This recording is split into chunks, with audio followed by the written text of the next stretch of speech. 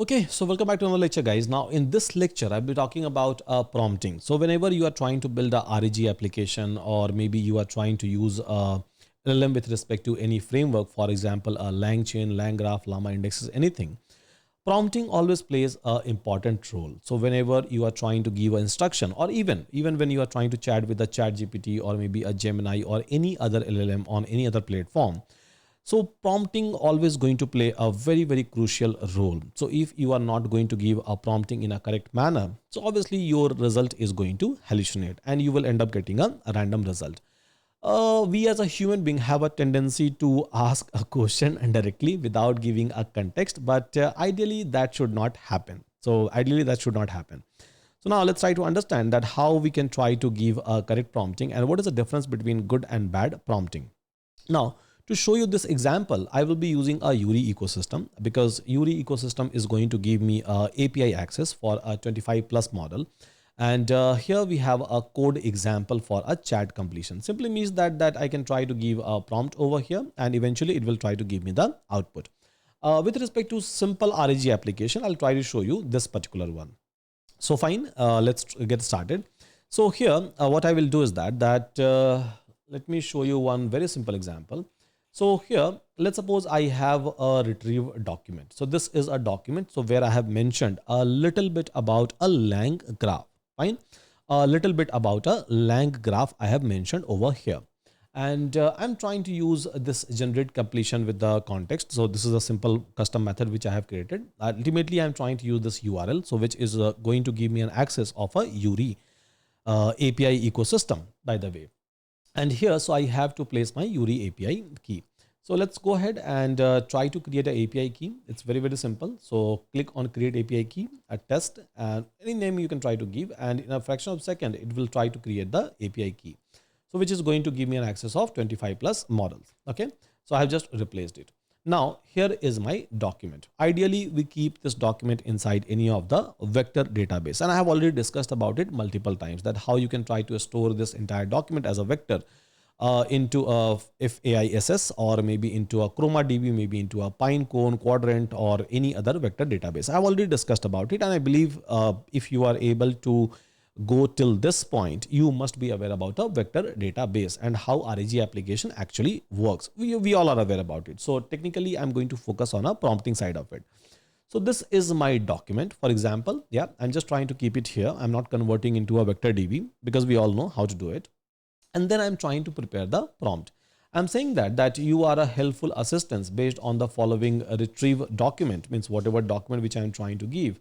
Answer the user question truthfully and only using the provided context. Context means the document, right? The document which I'm trying to talk about.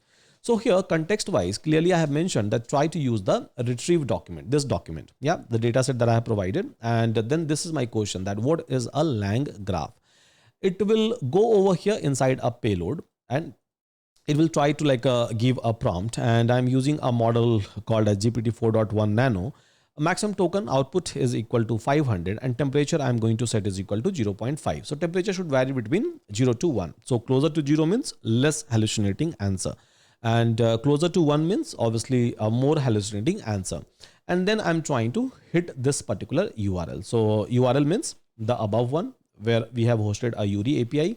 And this one is a payload, a JSON payload we are trying to pass. So this particular payload I'm going to pass. So where prompt is already attached. Fine. And inside a prompt, we are saying that try to take this particular context. As simple as that. It simply means that I'm providing this particular document. Okay, fine. Now what is next? Okay, so now this looks like a good prompting strategy to me because I have given all the instruction clearly to this particular model. Now, if I'm going to execute it, obviously it should give me an output with respect to the document which I have provided as per my instruction, right? As per my instruction. That LangGraph is a Python framework designed for building a stateful multi-step AI agent using a graph-based architecture. And yeah, so it looks like it is able to provide me. You can try this out, yeah? And it is trying to provide me all the answer based on this particular document, yeah? Now, so this is a good prompting strategy. Now, what is called as bad prompting strategy, by the way? Yeah. So what is called as bad prompting strategy?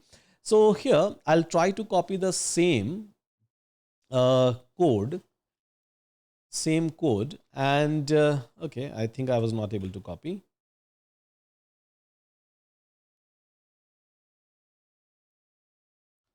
Same code, and here, so prompt wise, I'm going to give uh, what is lang graph. I'm not giving any kind of a context. I'm not like saying that try to take a context. So context is completely missing, by the way. So it will not even look into this retrieve document. Context I have not given. And this is the prompt I am sending over here. Right now, if I'm going to execute it, let's see. So how my previous answer and this answer is different. So LangGraph is a machine learning framework designed for a natural language processing. It leverages graph-based representation to model linguistic structures such as syntax, semantics, disclosure relation, enabling more effective understanding of processing language data by representing a language element. And this is nowhere close to the document because I have not given a context. So what I'm trying to prove over here is that whenever you are trying to do a prompting with respect to, because you have to give a prompting, right? You have to include a context. You have to control a maximum token output. You have to control a temperature. If you are not doing that, right? If you are not doing that, then that's a bad idea the way I have done that. And this is a hallucinating result for me. And obviously it is not able to ingest this one because nowhere this one is available in my prompt, right? Nowhere this one is available in my prompt at all. So this is called as good prompting and bad prompting with respect to the RAG application. So simple instruction to all of you that whenever you are trying to build a RAG application, try to give as much useful or closer context as possible. Otherwise, it will not be able to work for you.